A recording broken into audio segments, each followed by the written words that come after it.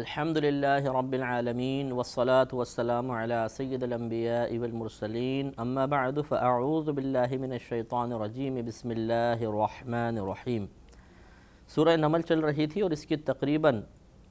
64 آیات کی تفسیر ہو گئی تھی اور 65ویں آیت کے بارے میں ہمارا کلام شروع ہوا تھا۔ 65ویں آیت میں اللہ تبارک و تعالی نے ارشاد فرمایا قُلْ لَا يَعْلَمُ مَنْ فِي السَّمَاوَاتِ وَالْأَرْضِ الْغَيْبَ إِلَّا اللَّهُ وَمَا يَشْعُرُونَ أَيَّانَ يُبْعَثُونَ۔ آپ فرما دیجئے، یعنی اے حبیب کریم صلی اللہ علیہ وسلم آپ فرما دیجئے کہ زمینوں اور آسمانوں میں کوئی بھی غیب کو نہیں جانتا سوائے اللہ کے۔ اللہ ہی غیب جانتا ہے، اللہ کے علاوہ کوئی نہیں جانتا۔ وَمَا يَشْعُرُونَ أَيَّانَ يُبْعَثُونَ، اور یہ کفار نہیں جانتے ہیں، اس بات کا شعور نہیں رکھتے ہیں کہ انہیں کب اٹھایا جائے گا۔ اس پہ ہم کلام کر رہے تھے۔ اس آیت کا شان نزول یاد رکھیے گا کہ ان کفار کے بارے میں جب قیامت کے احوال بیان کیے گئے تو انہوں نے بارگاہ رسالت صلی اللہ علیہ وسلم میں آ کر سوال کیا کہ آپ ہمیں بتائیے کہ قیامت کب قائم ہوگی۔ اس کے جواب میں پھر یہ ارشاد فرمایا گیا کہ آپ یہ فرما دیجئے کہ زمین و آسمان میں کوئی ایسا نہیں ہے جو اللہ تعالی کے علاوہ غیب کو جانتا ہو، اور اے کفار تم اس بات کا شعور نہیں رکھتے ہو، تمہیں 100% یقینی طور پر یہ معلوم نہیں ہو سکتا کہ تم کس وقت اٹھائے جاؤ گے۔ گویا کہ یہ حکمت الہیہ تھی کہ نبی کریم صلی اللہ علیہ وسلم نے بتایا کہ قیامت جمعے کے روز قائم ہوگی، 10 محرم الحرام کا دن ہوگا، یہاں تک بیان فرما دیا۔ تو بس صرف یہ ہے کہ اس تعین نہیں بیان فرمایا کہ کس صدی میں ہوگا اور کون سے سن وغیرہ میں ہوگا، یہ آپ نے ارشاد نہیں فرمایا اللہ کے حکم سے۔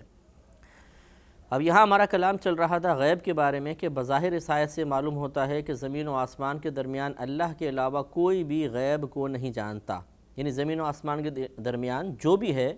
وہ غیب نہیں جانتا، اللہ تعالیٰ ہی غیب جانتا ہے۔ تو اس پہ ہماری بات چل رہی تھی کہ بہت سی آیات ایسی ہیں کہ جن سے انبیاء علیہم السلام کے لیے علم غیب کا ثبوت ہوتا ہے۔ جیسے نبی کریم صلی اللہ علیہ وسلم کے بارے میں خود اللہ نے ارشاد فرمایا کہ وَمَا هُوَ عَلَى الْغَيْبِ بِضَنِينٍ، کہ یہ نبی غیب بتانے میں بخیل نہیں ہیں۔ بخیل اسے کہتے ہیں کہ جس کے پاس کوئی اللہ کی نعمت ہو اور وہ اس نعمت کو اس مقام پر خرچ نہ کرے جس مقام پہ خرچ کرنے کا حکم دیا گیا ہے، تو ہم کہیں گے جی یہ بخیل ہے، یہ کنجوس ہے، خرچ نہیں کر رہا۔ تو اب اللہ تعالیٰ اگر بالفرض محال یہ جملہ ہوتا کہ یہ نبی غیب بتانے میں بخیل ہیں، معاذ اللہ یوں ہوتا، تب بھی آپ یہ دیکھیں کہ بخیل وہی ہوتا ہے جس کے پاس نعمت موجود ہو، تب بھی نبی کریم صلی اللہ علیہ وسلم کے لیے علم غیب کا ثبوت ہوتا۔ اور جبکہ یہاں پر اللہ تعالیٰ یوں بیان فرما رہا ہے کہ یہ نبی غیب بتانے میں بخیل نہیں ہیں،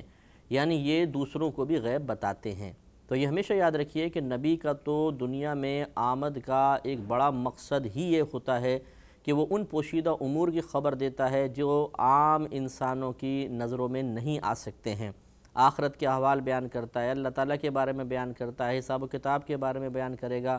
کل کی خبریں دے گا معجزاتی طور پر جو اس کی نبوت پر دلیل ہوں گی۔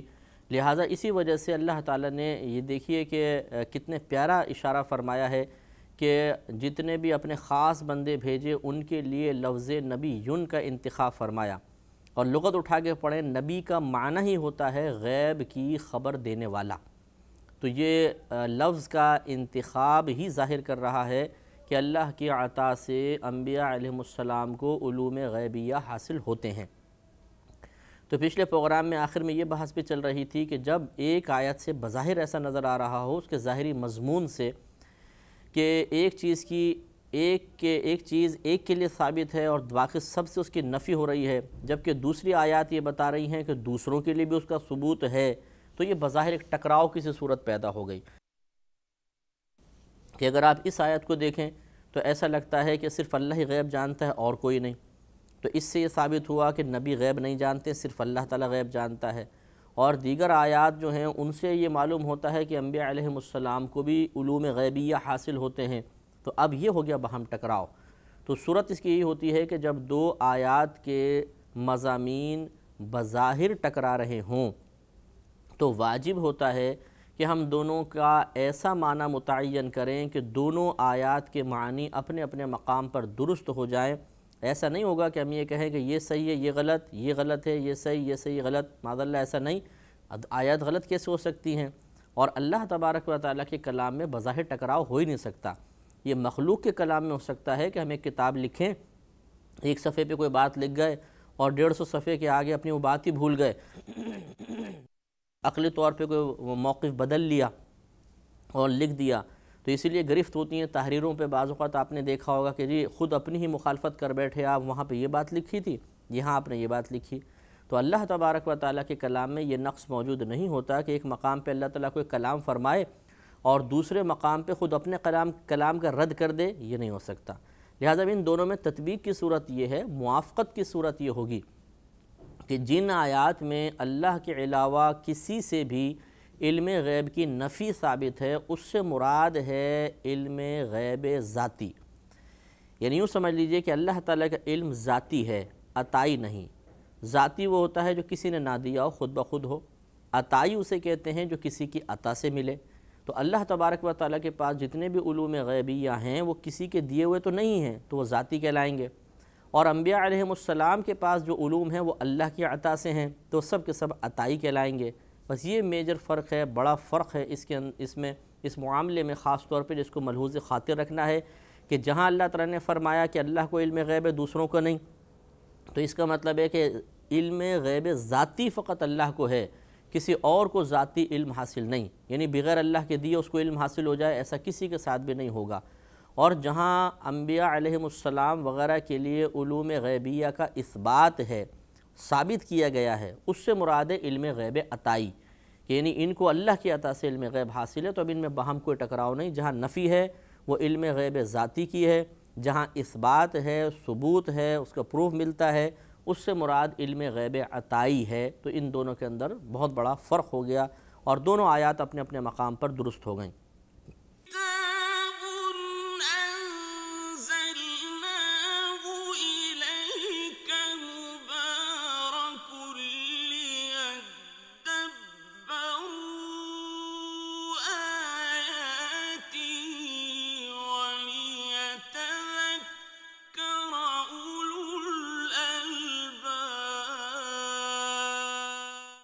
اور غیب کی تعریف آپ کو یہ بتائی تھی کہ غیب اس پوشیدہ چیز کو کہتے ہیں کہ جو ہمارے ظاہری جو حواس ہیں، حواس حس کی جمع ہے، اور حس اس قابلیت اور صلاحیت کو کہتے ہیں کہ جس کے ذریعے آپ دوسری چیزوں کو جان سکتے ہیں، مثلا دیکھ کر، سن کر، سونگھ کر، چکھ کر یا چھو کر۔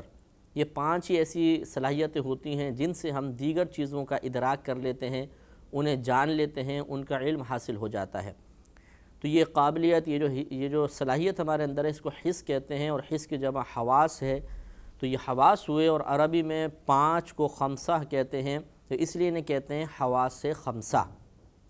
تو جب حواس خمسہ کی بات کریں گے تو اس کا مطلب ہوگا دیکھنے کی قابلیت، سننے کی، سونگھنے کی، چکھنے کی اور چھونے کی، انہیں حواس خمسہ کہتے ہیں۔ تو غیب وہ چیز ہے جسے آپ حواس خمسہ سے نہ جان سکیں اور نہ ہی عقل سے جان سکیں۔ مطلب آپ کوئی ایسی چیز ایجاد کر لیں کہ جس سے اندر کا تمام معاملہ معلوم ہو جائے، تو یہ گویا کہ آپ نے عقل سے ایک چیز کو جانا ہے۔ جیسے الٹرا ساؤنڈ ہے، آپ دیکھیے ماں کے پیٹ میں کیا ہے، ٹوئنز ہیں اور ایک بچہ ہے، لڑکا ہے یا لڑکی ہے، الٹرا ساؤنڈ تو سب کچھ ظاہر کر دیتا ہے۔ اور جیسے ایکس رے آپ دیکھ لیجئے کہ ہڈی کے اندر اگر کریک آ جائے، اوپر سے کچھ بھی نظر نہیں آئے گا، لیکن ایکس رے تمام اندر کی ہڈی کی تصویر نکال کے بتا دے گا کہ اندر معاملہ کیا ہے۔ تو اب کوئی بھی یہ نہیں کہے گا کہ جی میں غیب پر مطلع ہو گیا ہوں کیونکہ میں نے مشین سے ایکس رے کر کے ہڈی کا معاملہ معلوم کر لیا۔ یہ عقل سے ہم نے اس کو بنایا مشین کو، اور عقل کے ذریعے ایک چیز کو جانا ہے، تو یہ بھی غیب نہیں کہلائے گی شرعاً۔ تو معلوم یہ ہوا کہ علم غیب یا غیب وہ چیز ہوتی ہے، وہ پوشیدہ چیز ہوتی ہے جسے حواس خمسہ اور عقل سے معلوم نہ کر سکیں، بلکہ صرف کسی کے خبر دینے سے ہی اس کے بارے میں معلوم ہو، اور وہ کسی سے مراد نبی ہوتے ہیں کہ نبیوں کے خبر دینے سے ہمیں معلوم ہوگا، ورنہ ہمیں نہیں پتہ چلے گا۔ مثال کے طور پہ اللہ تعالیٰ کی ذات پاک کو آپ دیکھیے کہ جب انبیاء علیہ السلام آئے تو انہوں نے بتایا کہ ایک اللہ ہے،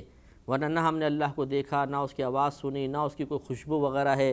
نہ کوئی چکھنے کا ایسا معاملہ ہے کہ چکھ کر اللہ تعالیٰ کے وجود پر کوئی دلیل قائم ہو سکے، نہ چھوا ہے، اور نہ ہم نے کوئی آلہ ایجاد کیا جس نے بتایا کہ اللہ تعالیٰ ہے۔ ہاں، انبیاء علیہ السلام نے آ کے توجہ ضرور دلائی کہ اس کائنات کے اندر جو بے شمار دلائل موجود ہیں ان پر آپ عقل کے زور پر غور و تفکر کریں تو آپ کو اللہ تبارک و تعالیٰ کی ذات پاک کی موجودگی کا احساس و شعور بیدار ہوگا۔ یہ ایک الگ مسئلہ ہے، لیکن ایسا نہیں ہوا کہ انبیاء علیہ السلام کے بتائے بغیر اور ہم نے صرف عقل کا استعمال کر کے ایک ذات کی موجودگی پر دلیل قائم کر لی ہو یا کسی آلے کے ذریعے جان لیا ہو، ایسا نہیں ہوتا۔ تو اللہ تبارک و تعالیٰ کی ذات تو غیب الغیب ہے۔ اسی طرح آخرت کا معاملہ ہے، جنت ہے، دوزخ ہے، عذاب قبر ہے، قبر کے احوال ہیں، کل کیا ہوگا یہ ہمیں کیا معلوم، اور انبیاء علیہ السلام اللہ کی عطا سے جانتے اور بتا بھی دیا کرتے ہیں۔ تو لہٰذا یہ اللہ نے بیان فرمایا کہ زمین و آسمان کے درمیان کوئی ذات ایسی نہیں ہے جو غیب پر مطلع ہو سکے سوائے اللہ کے۔ اللہ تعالیٰ مطلع ہو سکتا ہے، تو یہاں مراد ہے وہی علم غیب ذاتی کہ اللہ تعالیٰ ہی بغیر کسی کے بتائے ان تمام امور پر آگاہ ہے، مطلع ہے، باقی اور کوئی ایسا نہیں ہے جو اللہ کے بتائے بغیر مطلع ہو سکے۔ اور وما یشعرون ایان یبعثون، اور انہیں خبر نہیں کہ وہ کب اٹھائے جائیں گے، یعنی کیونکہ قیامت کا معاملہ مخفی رکھا گیا ہے تو ان کو کیا شعور کفار کو کہ ہم کب اٹھائے جائیں گے، لہٰذا قیامت پھر اچانک ہی آئے گی، اور اللہ تبارک و تعالیٰ کا قیامت کو اچانک لانا اور اس کے آخری جو وقت ہوگا جس وقت یہ قائم ہوگی اس کو پوشیدہ رکھنے میں حکمت یہی ہے کہ قلب میں خوف پیدا ہو اور انسان تیاری کی جانب ہمہ وقت مائل رہے۔ ارشاد فرمایا کہ بل ادارک علمہم فی الآخرہ، کیا ان کے علم کا سلسلہ آخرت کے جاننے تک پہنچ گیا، یعنی کیا ان کو معلوم ہو گیا قیامت کب قائم ہوگی، کیونکہ یہ اتنے اطمینان سے بیٹھے ہیں۔ جب کسی شخص کو پتہ چل جائے کہ کوئی مصیبت یا قحط سالی 1 سال بعد آئے گی تو اس کو تھوڑا اطمینان رہتا ہے۔ ہاں، جیسے جیسے مصیبت کے آنے کے دن انتہائی قریب آتے ہیں تو فکر و پریشانی بڑھتی ہے۔ تو یہ جو کفار ہزارہ معجزے دیکھنے کے باوجود، آیات قرآنیہ کے مسلسل نزول کے باوجود، نبی کریم صلی اللہ علیہ وسلم کے وعظ و نصیحت کے باوجود اسلام کی طرف جو مائل نہیں ہو رہے اور اپنے کفر پر اڑے بیٹھے ہیں اور بڑے مطمئن زندگی گزار رہے ہیں، تو ان پہ الزامی طور پہ اللہ تبارک و تعالیٰ نے ایک سوال فرمایا کہ کیا ان کے علم کا سلسلہ آخرت کے جاننے تک پہنچ گیا ہے، کیا ان کو پہلی معلوم ہو گیا قیامت کب قائم ہوگی، یعنی یہ جانتے ہیں کہ ہم ابھی ہمارے سامنے قیامت نہیں آ سکتی تو بہت بعد میں آئے گی اس لیے مطمئن ہو کے بیٹھے ہیں۔ بل ہم فی شک منہا، نہیں بلکہ وہ اس کی طرف سے شک میں ہیں۔ یعنی ایک تو ہوتا ہے یقینی طور پہ علم حاصل ہو جانا کسی مصیبت کا جو دور سے آ رہی ہو تو یہ دل میں اطمینان پیدا کر دیتا ہے۔ جب ہم یہ دیکھتے ہیں کہ بہت دور مصیبت ہے بھی تو بہت وقت لگے گا تو دل مطمئن ہو جاتا ہے کہ ابھی تو کم از کم ہم گرفتار بلا نہیں ہوں گے، تو یہ دل کا اطمینان کا سبب ہوتا ہے۔ یا پھر ایسا ہوتا ہے کہ ہم شک میں مبتلا ہو جائیں، کوئی جیسے بولے یار بس کچھ دن بعد ہی قحط آئے گا، اور خبر دینے والا ایسی بیکار سا آدمی ہو تو پھر ہمارا دل مضطرب نہیں ہوگا، پریشان نہیں ہوگا، کیونکہ ہمیں معلوم ہے کہ یہ تو ایسی جھوٹی خبریں سناتا ہے، ایسی اپنے پاس سے قیاس آرائی کرتا ہے۔ تو یہ اللہ نے بیان فرمایا کہ ایسا نہیں ہے کہ ان کو یقینی طور پہ علم معلوم ہو گیا، علم حاصل ہو گیا ہو کہ قیامت کب آئے گی اس وجہ سے مطمئن ہیں، بلکہ اصل وجہ یہ ہے کہ انہیں قیامت کے بارے میں ہیں شکوک و شبہات اور یہ قیامت پہ یقین نہیں رکھتے ہیں، اس وجہ سے اس کا انکار کر کے یہ مطمئن زندگی گزارنے کی کوشش کرنا ہے۔ مزید ارشاد فرمایا کہ بل ہم منہا عمون، بلکہ وہ اس سے اندھے ہیں۔ یا اس سے اندھے ہیں کہ مطلب کہ وہ باطنی شعور ایسا نہیں رکھتے ہیں کہ وہ اپنی باطنی بصیرت سے اس بات کو جان لیں کہ جو نبی کبھی غلط بیانی نہیں کرتا، کبھی جھوٹ نہیں بولا اس نے ان کے سامنے، 40 سال تک اپنے عمل کے ذریعے ثابت کیا کہ وہ ہر قسم کی گندگی سے اور عیوب و نقائص سے پاک و صاف ہے بعطاء الہی، تو اس کو کیوں دیکھ کر وہ آخرت کی طرف مائل نہیں ہوتے اور اللہ پر ایمان لے کر نہیں آتے؟ اس کا مطلب ہے کہ یہ باطنی لحاظ سے اندھے ہیں۔ اندھے 2 طرح کے ہوتے ہیں، ایک عقل کا اندھا یا جس کو دل کا اندھا بھی کہتے ہیں، اور ایک آنکھوں سے اندھا۔ آنکھوں سے اندھا کچھ اور ہوتا ہے اور عقل کا اندھا کچھ اور ہوتا ہے۔ تو آنکھوں کا اندھا جو ہے وہ چیز کو سامنے دیکھ نہیں سکتا، اور جو باطن کے اندر اندھا ہوتا ہے کوئی شخص، وہ پھر ایسی بصیرت نہیں رکھتا کہ جس سے وہ ہدایت وغیرہ حاصل کر سکے۔ انشاءاللہ سلسلہ کرام جاری رہے گا۔ وآخر دعوانا الحمدللہ رب العالمین۔